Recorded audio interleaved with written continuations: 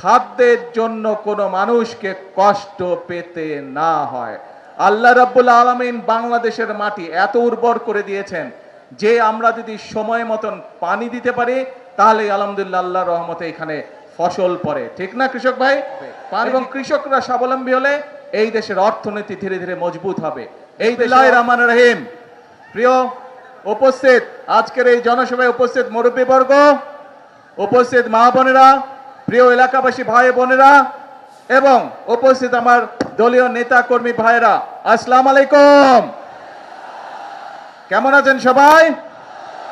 হ্যাঁ আলহামদুলিল্লাহ, ভালোই থাকতে হবে আমাদেরকে। কেন ভালো থাকতে হবে? কারণ আমরা একটি কথা বলি, কি সেই কথা? করব কাজ জানা আছে, তারপরেটাকে ইয়েস। এবং সেজন্যই আজকে আমরা যেই খাল প্রায় 48 বছর আগে শহীদ রাষ্ট্রপতি জিয়াউর রহমান খনন করে গিয়েছিলেন, তারপরে সময়ের পরিক্রমায় খাল হয়ে গিয়েছে। এবং এই খালটি যখন বন্ধ হয়ে গিয়েছে, তার ফলে বহু কৃষক, এই যে আমার পাশে এক কৃষক ভাই বসে আছে, ওনার কথা একটু আগে শুনলেন আপনারা, যে এই খাল আমরা খনন করতে পারলে, শহীদ জিয়া যখন খনন করেছিলেন তার ফলে এই এলাকার কৃষক ভাইদের সুবিধা হয়েছিল। প্রায় 2000 কৃষক পরিবারের সুবিধা পেয়েছে। 13 কিলোমিটার লম্বা খাল, বহু মানুষের সুবিধা পাবে, শুধু কৃষক ভাইরা না, খালের দুই পাশে যারা থাকে তারাও পানির সুবিধা পাবে। কাজেই এই খালটি খনন করতে হবে। এইরকম আমরা সারা বাংলাদেশে 20,000 কিলোমিটার খাল খনন করব ইনশাল্লাহ আগামী 5 বছরে। কারণ আমরা বাংলাদেশকে খাদ্যে স্বয়ংসম্পূর্ণ আছে, আমরা আরো খাদ্য উৎপাদন বৃদ্ধি করতে চাই বাংলাদেশের, যাতে খাদ্যের জন্য কোনো মানুষকে কষ্ট পেতে না হয়। আল্লাহ রাব্বুল আলামিন বাংলাদেশের মাটি এত উর্বর করে দিয়েছেন যে আমরা যদি সময় মতন পানি দিতে পারি তাহলে আলহামদুলিল্লাহ আল্লাহর রহমতে এখানে ফসল পড়ে, ঠিক না কৃষক ভাই? পানি ঠিক মতন দিলেই ফসল ফলে। এখন প্রিয় ভাই বোনেরা, এই যে আমরা খাল খনন করব, এই কথাটি কবে বলেছিলাম বলেন তো? হ্যাঁ, কবে?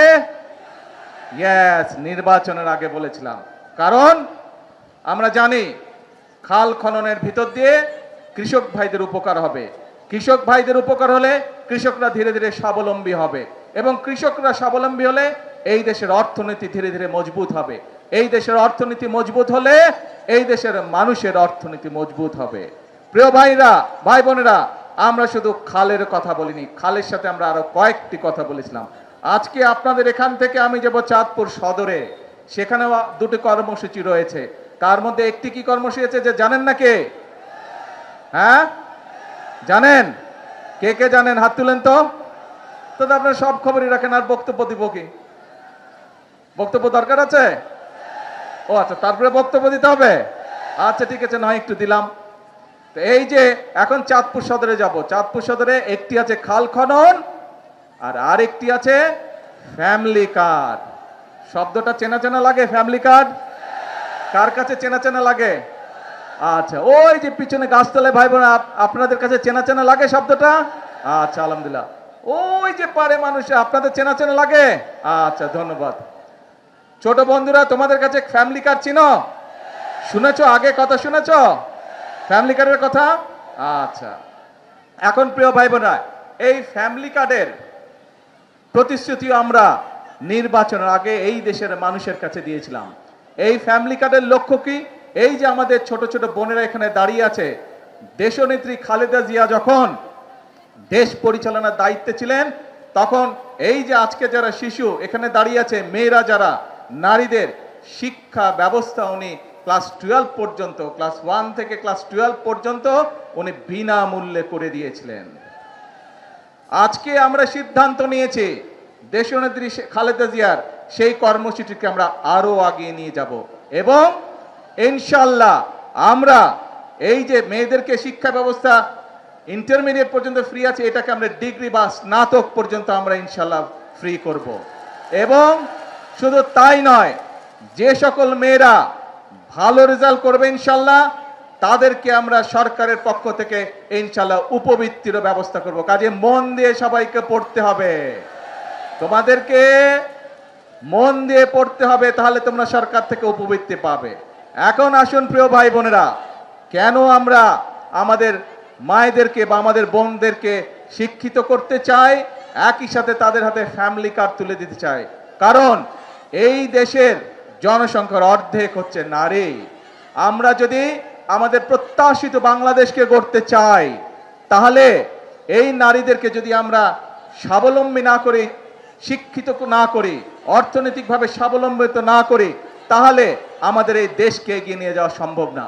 এবং সেই জন্যই আমরা সিদ্ধান্ত নিয়েছিলাম, বাংলাদেশের মানুষের কাছে আমরা প্রতিশ্রুতি দিয়েছিলাম যে বিএনপি 12 তারিখের নির্বাচনে যদি আপনাদের সহযোগিতা, আল্লাহর রহমতে বাংলাদেশের জনগণের সমর্থনে সরকার গঠন করে, ইনশাল্লাহ আমরা দেশের 4 কোটি পরিবার রয়েছে, ধীরে ধীরে আমরা এই পরিবারের যারা মায়েরা আছে, গৃহিণীরা আছে, তাদেরকে আমরা ফ্যামিলি কার্ড এক এক করে পৌঁছে দিব।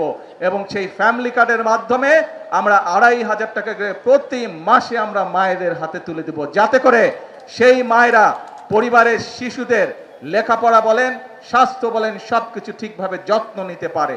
ধীরে ধীরে যাতে মায়েরা ছোট ছোট ব্যবসা বাণিজ্য করার মাধ্যমে স্বাবলম্বী হয়ে গড়ে উঠতে পারে। কারণ মা যদি শিক্ষিত হয়, পরিবার শিক্ষিত হয়। মা যদি স্বাবলম্বী হয়, একই সাথে পরিবারের সকল সদস্য ধীরে ধীরে স্বাবলম্বী হয়। প্রিয় ভাই বোনেরা, এই প্রতিশ্রুতি আমরা দিয়েছিলাম।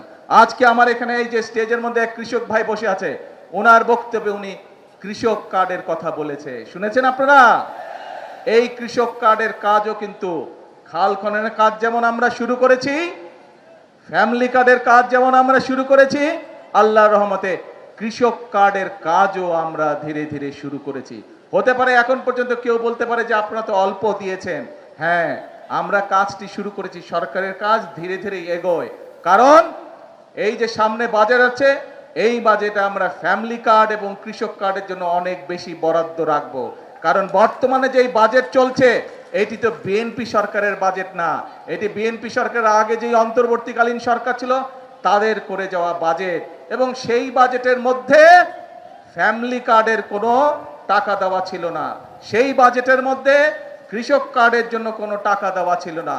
সেই জন্য ইনশাল্লাহ এবার আপনাদের সরকারের বিএনপি সরকার বাজেট তৈরি করছে এবং সেই বাজেটের মধ্যে ফ্যামিলি কার্ডের জন্য বরাদ্দ রাখা হবে, সেই কার্ডে কৃষক কার্ডের জন্য বরাদ্দ রাখা হবে কৃষক ভাইদের জন্য। আমরা চাই মায়েরা যেমন স্বাবলম্বী হবে, আমাদের দেশের কৃষক ভাইরাও স্বাবলম্বী হবে। সেই জন্য কৃষক কার্ডের মাধ্যমে প্রতি বছর যাতে কৃষক ভাইদের যে সার, কীটনাশক, যেসব বীজ, ফসলের বীজ, এগুলো কিনতে যেই টাকাটির প্রয়োজন, তার একটি অংশ আমরা সরকারের পক্ষ থেকে ফ্যামিলি কার্ডের মাধ্যমে কৃষক ভাইদের হাতে পৌঁছে দিব, যাতে করে তাদের জন্য সমস্যা না হয়। প্রিয় ভাই বোনেরা, কি আপনারা সবাই কৃষক? গুড। প্রিয় ভাই বোনেরা, এখানে টেকনিক্যাল কলেজের কথা বলা হয়েছে। এখানে টেকনিক্যাল কলেজের ডিমান্ড করেছে এমপি সাহেব, করেছে না একটু আগে? আপনাদেরই তো সন্তান, আপনাদেরই সন্তান, কিন্তু এই এলাকার সন্তানই, চাঁদপুরের সন্তানই হচ্ছে বাংলাদেশের শিক্ষামন্ত্রী। আপনাদের সামনে শিক্ষামন্ত্রীকে আমি এখনই বলে যাচ্ছি, যত দ্রুত সম্ভব সেই টেকনিক্যাল কলেজের ব্যাপারে যাতে ব্যবস্থা গ্রহণ করে। প্রিয় ভাই বোনেরা, আমরা নির্বাচনের আগে বলেছিলাম যে এই বাংলাদেশের একটি বড় সমস্যা হচ্ছে বেকার সমস্যা।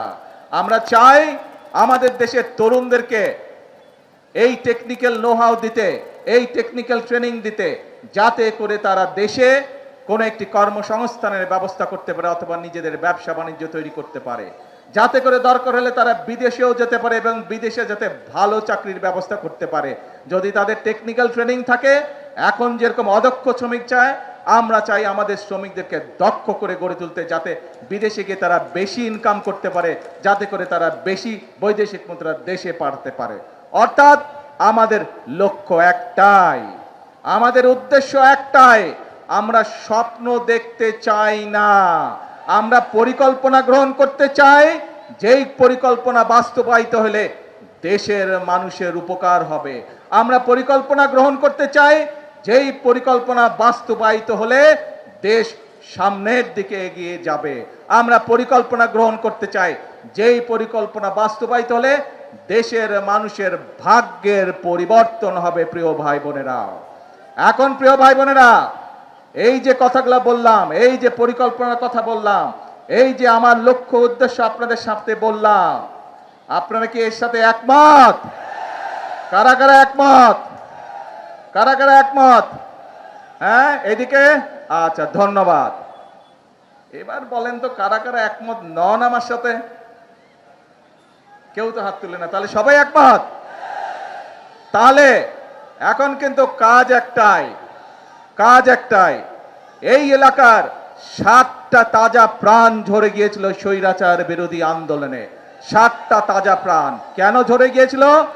সেই 7টা তাজা প্রাণ, তাদের দাবি ছিল বাংলাদেশের মানুষের গণতান্ত্রিক অধিকার প্রতিষ্ঠিত করা। তাদের দাবি ছিল এই দেশের মানুষের যে ভোটের অধিকারকে ছিনতাই করা হয়েছিল, সেই ভোটের অধিকারকে পুনঃপ্রতিষ্ঠিত করা। প্রিয় ভাই বোনেরা, বিএনপির 7টা প্রাণ ঝরে গিয়েছে বিগত স্বৈরাচার বিরোধী আন্দোলনে। এইভাবে সারা বাংলাদেশে শুধু বাংলাদেশ জাতীয়তাবাদী দল বিএনপিরই শত শত নেতাকর্মী তাদের জীবন আত্মহতি দিয়েছেন। শুধু জুলাই আগস্ট মাসেই আমাদের সারা বাংলাদেশে প্রায় 450 মতন নেতাকর্মী সেদিন খুন হয়েছিল প্রিয় ভাই বোনেরা, 1.5 মাসের আন্দোলনে। এখন প্রিয় ভাই বোনেরা, এই যে মানুষগুলো তাদের জীবন আত্মহতি দিয়েছে, তাদের এই রক্ত কি আমরা বৃথা যেতে দিতে পারি না। তাদের স্বপ্ন যদি বাস্তবায়ন করতে হয়, তাদের মৃত্যুকে যদি মূল্যায়ন করতে হয়, তাহলে আমাদের সকলকে আজ দেশ গঠন বা রাষ্ট্র পুনর্গঠনের কাজে আমাদেরকে হাত দিতে হবে।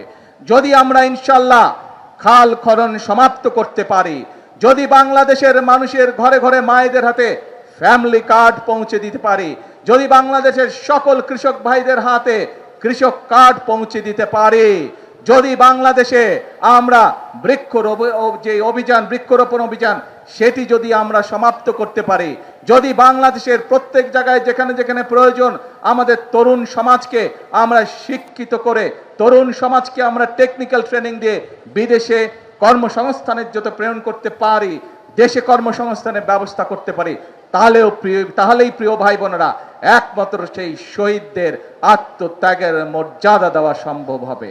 কাজেই আসুন এই আজকের এই খাল খনন অনুষ্ঠানে, এই যে খাল খনন অভিযান শুরু হলো আজকে, যেই অভিযান 48 বছর আগে শহীদ রাষ্ট্রপতি জিয়াউর রহমান শুরু করে দিয়ে গিয়েছিলেন, সেই খাল খনন এই অনুষ্ঠানে আসুন আমরা সকলে প্রতিজ্ঞা গ্রহণ করি। কি প্রতিজ্ঞা? প্রতিজ্ঞা একটাই, এই দেশকে সামনে এগিয়ে নিয়ে যেতে হবে। কি প্রতিজ্ঞা? প্রতিজ্ঞা একটাই, দেশের মানুষের ভাগ্যের পরিবর্তন করতে হবে।